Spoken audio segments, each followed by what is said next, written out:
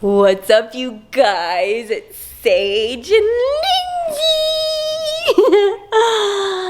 Oh, Sage, do you like the camera? Oh my goodness. Well, we're gonna do a video today. Sorry, I'll stop walking. Whoa, this is also so close. Let me see if I can zoom it away. Whoa. There we go, that's better. It's not so close on us. This is my room currently.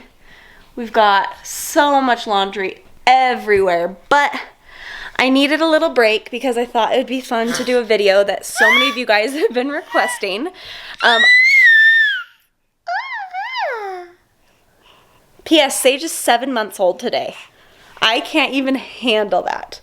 How are you 7 months? Anyways, we are going to talk about some things because I've gotten so many DMs and questions about my breastfeeding journey and also kind of like our sleep training journey, because those are all things that have happened over the past like 3 months, and I shared a bit, but I feel like I'm out of it now to where I'm like, I can see what we did, what worked, what didn't for us, and I would love to share it with you guys. So, should we do that, Seiji? What do you say? Look at yourself in the mirror? No? She loves to look at herself in the camera. I don't blame her because she's so beautiful. So yeah, we're going to talk about that today. Basically, I'm just going to give you kind of the rundown of how my breastfeeding journey went, because I am no longer breastfeeding. And also we're going to talk a little bit about our sleep training journey because, yeah, you tell him, Seiji. Let's do it.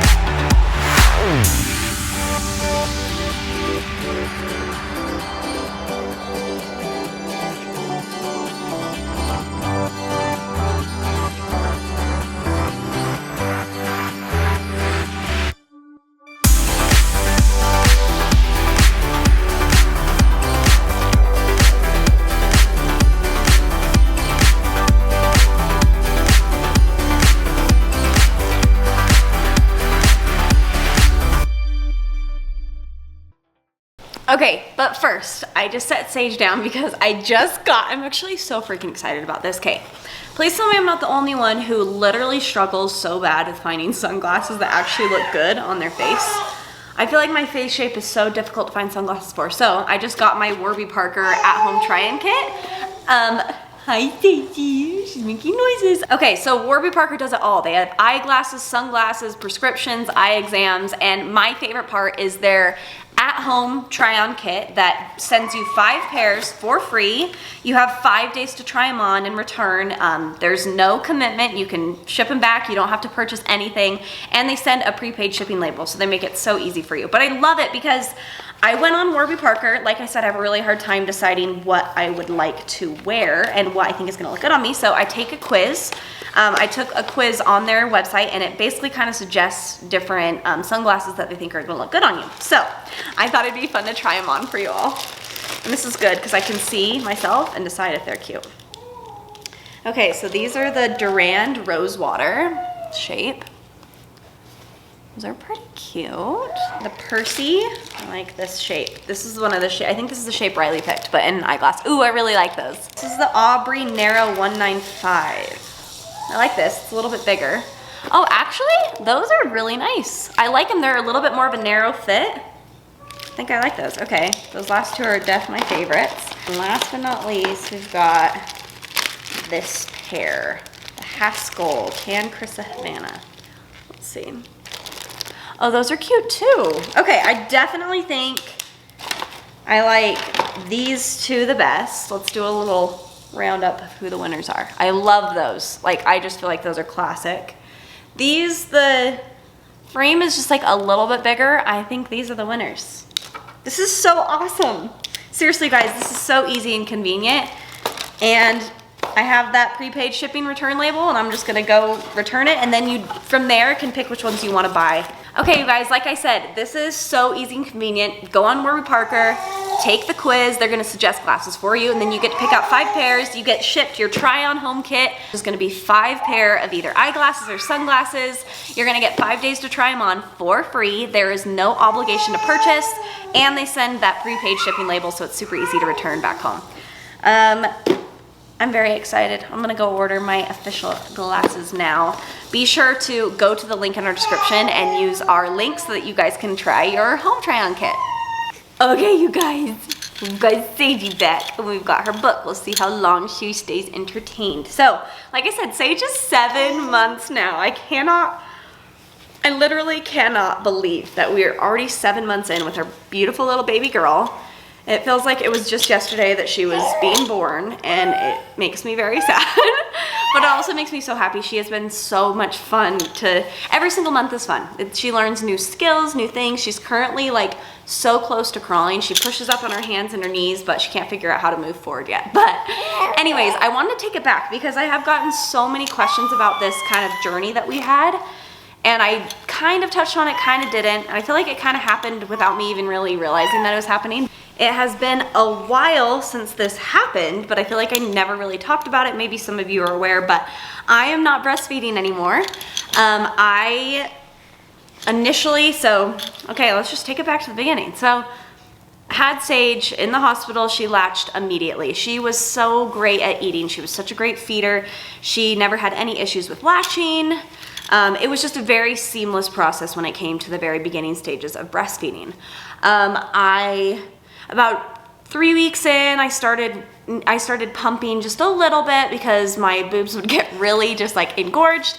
So I would pump to just like help with some of the pain, honestly. And then I was like, you know what, maybe I should just start pumping so I have some supply if I ever want to leave.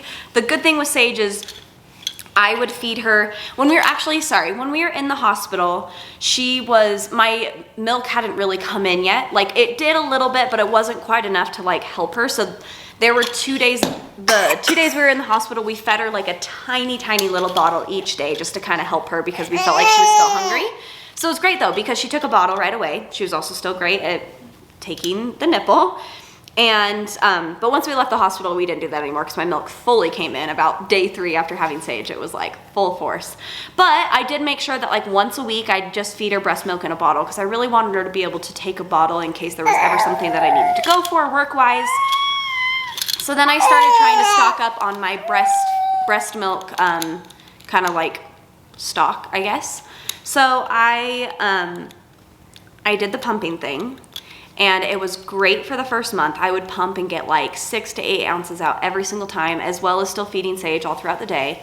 Super awesome, super like yay. And then at about 2 months, pumping was so hard for me. I think my nipple size like decreased like severely because around like 2 months, my milk supply really like adjusted and leveled out to Sage's needs. So I was really only making enough milk for her feedings. And then I think my nipple size, this maybe is too much information, but it must have gotten much smaller because none of the flanges on my pumps were working anymore. And it was so painful pumping. I couldn't get any milk out. It was just super defeating and sad because it felt like, oh my gosh, like my body's failing me. But I think it was in the end just kind of the pump and maybe just the flange size, I don't know. So I stopped pumping because it was so discouraging for me. It made me feel very sad, made me feel like I was failing. So I just stopped pumping altogether and just fed her only when she breastfed. We did that for about 2 months and everything was great, milk supply was great, but it was just enough for her. Like there was never, most moms talk about how they have to have nipple pads all the time because they're leaking milk constantly. I literally never leaked milk past like 2 months. I literally only my body was only making what Sage was eating. And it was nice because I wasn't leaking milk throughout the night like I was in the beginning. But then there started to be the times where Sage would be crying after she ate. I'd feed her as much as I had in there and she'd still be crying and I could tell she was still hungry.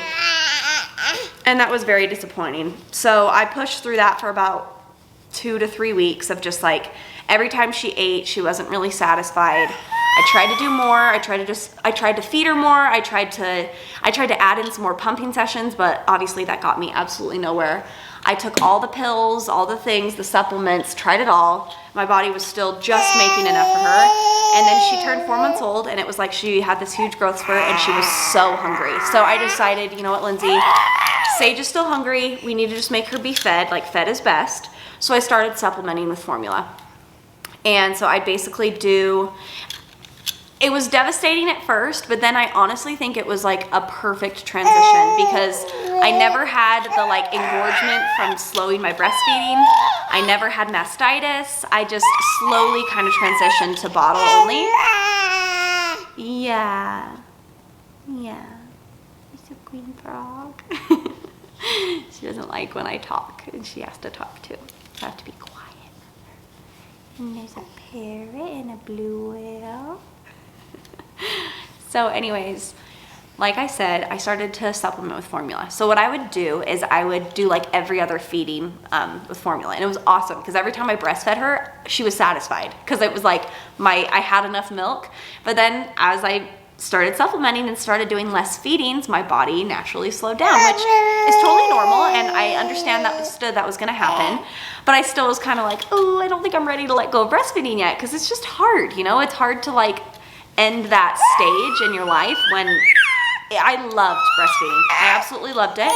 Some people don't like it, and I totally understand, but I loved it. So it was definitely something that I was like, dang it. But Sage was happy, and she started eating way more. I mean, she was eating like 6-7 ounces every feeding, and so I knew that she was getting what she needed.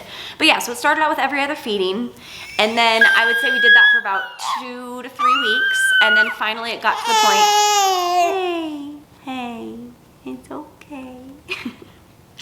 And then finally it got to the point where I was only doing night feedings. So this was at about 5 months. I was only feeding her right before she went to bed, and if she woke up, or no, sorry. I would feed her with a bottle right before she went to bed because I wanted her to be really full. And then if she woke up in the middle of the night, I'd feed her, I'd do breast milk. So that was like usually like 1 to 2 times a night she was waking up. Oh no, just kidding. She was waking up 2 to 3 times at that point. And I think she was mostly waking up just for comfort. So I don't really think she was eating that much when I was breastfeeding her, but that's all I was doing. And then all day I was doing bottles. And that's when I kind of realized, I'm like, okay, I think that the breastfeeding has now just become something that she likes for comfort, and I loved that. But I was understanding, like, she's getting her food source from formula. The good thing was, because it happened so slowly, like I said, I didn't have any of the mastitis, I didn't have, like, breast engorgement, or, like, it wasn't hard to transition. My body just naturally stopped making milk because I weaned it off really slowly. The other thing that I thought was great is so many people scared me that like transitioning to formula was gonna like, so many people were like, oh, when you start formula, like their tummy's gonna be so upset, it's gonna be terrible. But because we did it so slowly, like I did every other feeding with formula and with breast milk. Yeah. I feel like it transitioned her better, and she didn't really have any stomach issues, which was awesome. But one huge thing that I didn't realize is when you transition babies to just formula, they don't poop as often. I mean, when we were breastfeeding, she was pooping 2 to 3 times a day. Hey. Yeah. And then we transitioned to formula, and she went 2 weeks without pooping one time. I had a panic attack, and finally she pooped, and my pediatrician was like, honestly, she'll probably go like 5 to 6 days on the regular without pooping, and I didn't even realize that, but that was something that I was super worried about. I know. Where'd your book go? Where'd your book go? So yeah, that was like my breastfeeding journey, and honestly, I'm so at peace with it. During it and like during the transitions,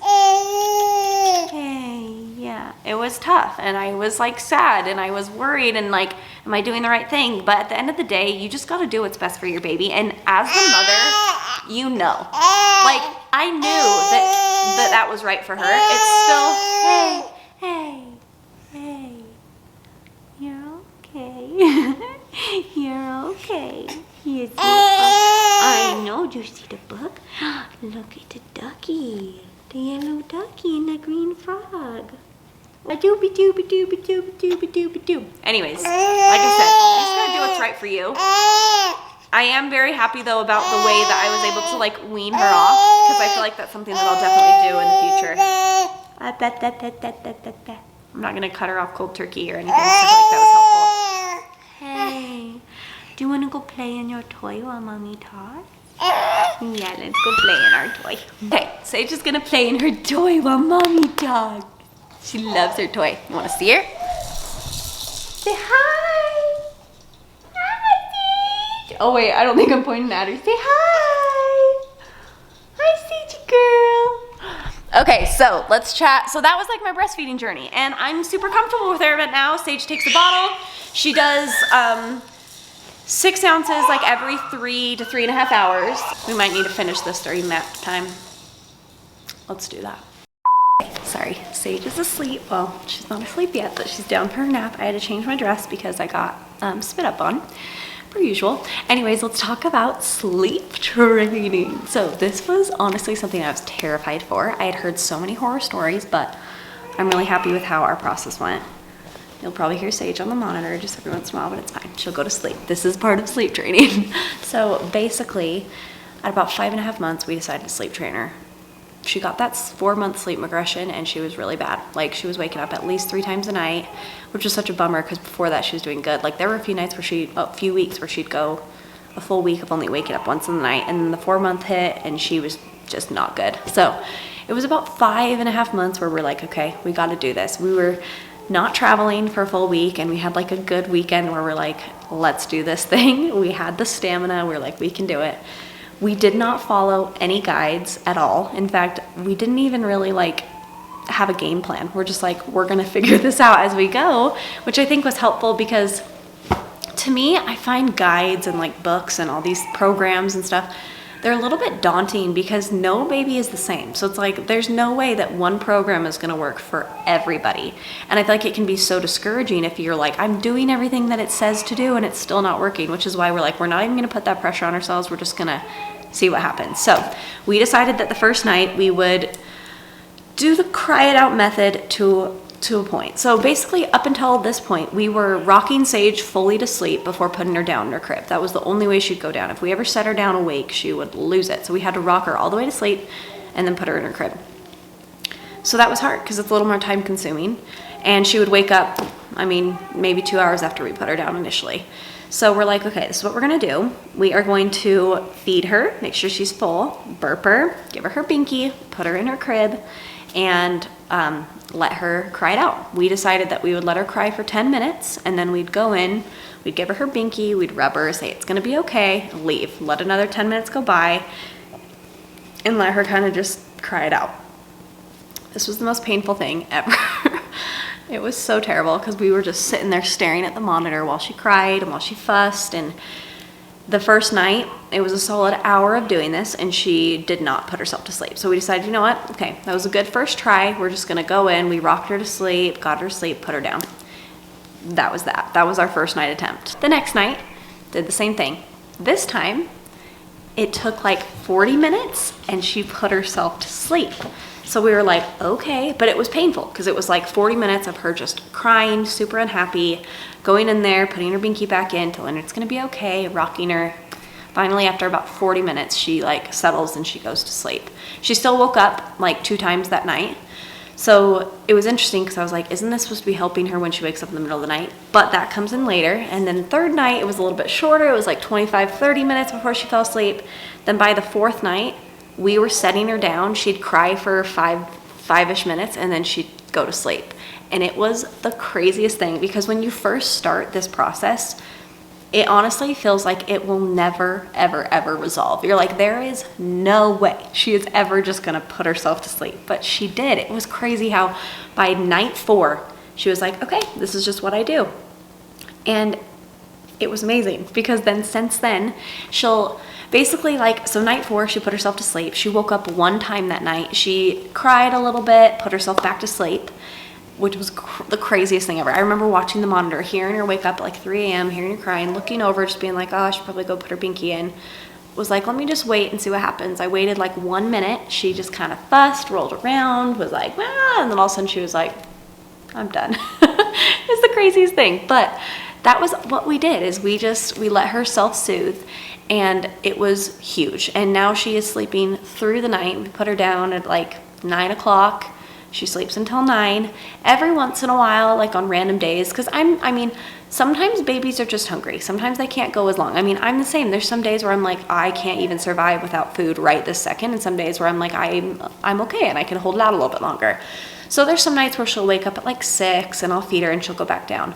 But I will say the sleep training helped the most with nap time. Nap time before sleep training was pretty much non-existent unless she was in my arms or she was laying next to me while I did laundry or something. Like, she was not okay if I just went and set her in her crib. And this was huge because I think nap time is such an important thing for moms. Like, you need that time during the day where you can get your daily chores done, where you can get some work done. So this was huge. And as soon as she mastered the sleep training, after we did those first 4 nights, I started also doing sleep training for nap time. So I would go lay her in her crib and kind of follow the same method. Lay her in her crib, make sure she was fed, give her binky, and leave the room and let her, you know, fuss, be a little bit sad for a little bit.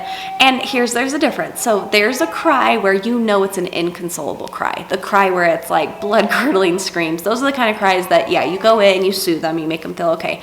But when they're just kind of like crying and fussing and looking around for you, I mean, I could tell the difference. So we'd let her cry it out and she'd fall asleep. And now she takes 2 to 3 hour naps 2 times a day. Basically our schedule, she wakes up around 9. I let her wake periods are usually like 2 hours in the morning. So she's awake for 2 hours, goes down at 11 for about a 2 to 3 hour nap, and then wakes up and then is usually up for like 2.5 to 3 hours after that, takes her second nap, and then we keep her up until bedtime. But like I said, I mean, there is not a one size fits all when it comes to babies and sleep training and breastfeeding journeys and all that. But biggest thing and biggest advice I can give is just to listen to your child and what they need and trust your instincts. But that has been what's worked for us. And I just, all you moms out there, if you're beginning sleep training, just know that it's gonna suck and it's a really rough process, but it's so worth it in the end. And there is a light at the end of the tunnel, I promise. So that's that. Yeah. That's kind of my whole thing. Hopefully this helps somebody. And I mean, if anything, just hopefully this points out that, like, oh my gosh. Oh, there was a fuzz. It looked like a spider.